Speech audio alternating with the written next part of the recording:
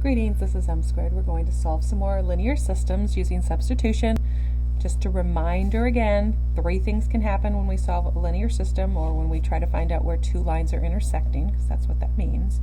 They're either going to intersect once, they're going to be the same line and have an infinite amount of solutions, or they're going to be parallel. So when we're not graphing, we're not solving by graphing, we really want to look at their slopes. Are the slopes different or are the slopes the same? So if the slopes are different, they'll intersect once. If the slopes are the same, it'll be one of these two. So if the slopes and y-intercepts are the same, it'll be the same line.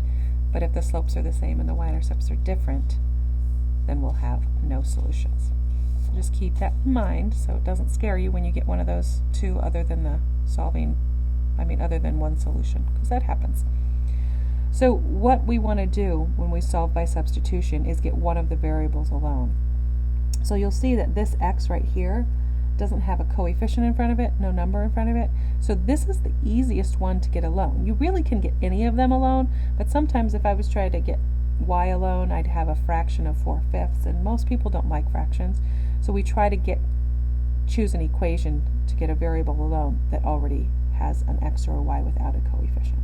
So to get this x alone, I'm going to minus 2y from both sides, so I end up with negative 2y minus 2. And this is what I'm going to substitute into this equation for x. So I'm going to rewrite the first equation, but instead of x, I'm going to write down what I just found x to be in the other equation. And that's negative 2y minus 2. And then I'm going to solve that equation for y.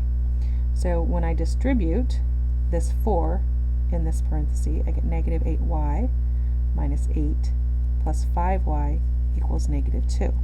And then I want to simplify. These are both y's, so I'm going to combine those. I get a negative 3y. I can add 8 to both sides, and when I do that, negative 2 plus 8 is 6. And if I divide both sides by negative 3, I get y equals negative 2. Remember, my goal is to find the solution, but I have only found half of it. I've found the y coordinate of my point where these two lines intersect, but I have not found the x coordinate. So now I take this and I plug it back into one of the equations for y. So I'm going to take that bottom equation, and instead of y, I'm going to put what I know y to be. So I'm going to put this y in there.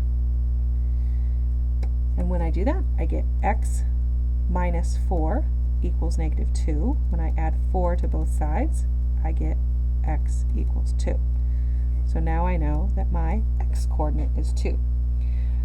But then I want to check. I think this is my solution, but I definitely want to check. So I come back over here, and if I check, I put that 2, the x, in for that x, and that in for that y.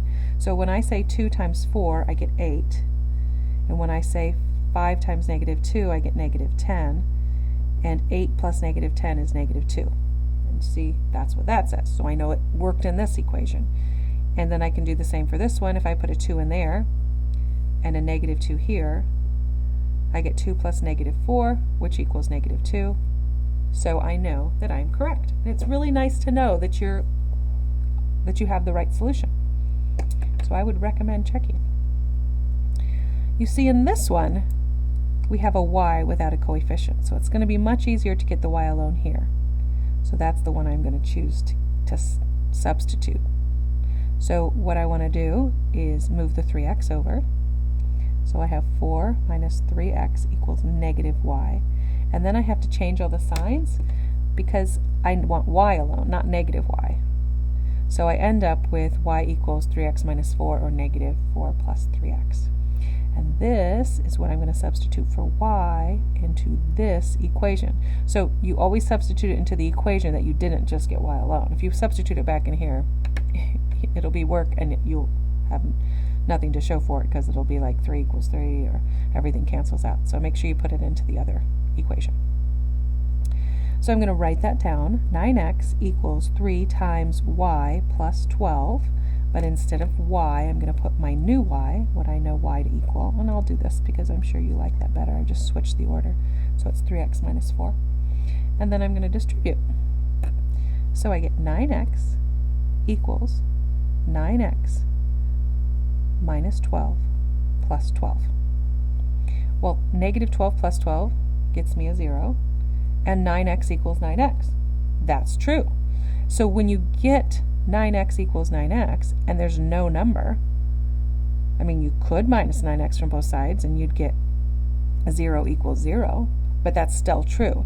When that happens, when I get things that cancel out, either variables or numbers, and I get exactly the same thing on both sides of my equation, what that means is these lines are the same line. So my solution is an infinite amount of solutions. So sometimes people just put the infinity sign and say infinite solutions. And also, if you had to do the consistent and inconsistent kind of thing, then these would be consistent and dependent. But that's the answer. Some kids don't like that. They think that's a weird answer, but it is the answer. So then there's nothing to check. I mean, there's not a point to check. You could get this in slope-intercept form, and you'll see that they have the exact same slopes and the exact same y-intercepts. So sometimes that happens. So it's not a opportunity to freak out. You probably did it right. Just keep that in mind. When they're the same on both sides, you have an infinite amount of solutions. If it was like 4 equals -3, then that would be the lines were parallel and you'd have no solutions. So good luck solving systems. M squared signing out.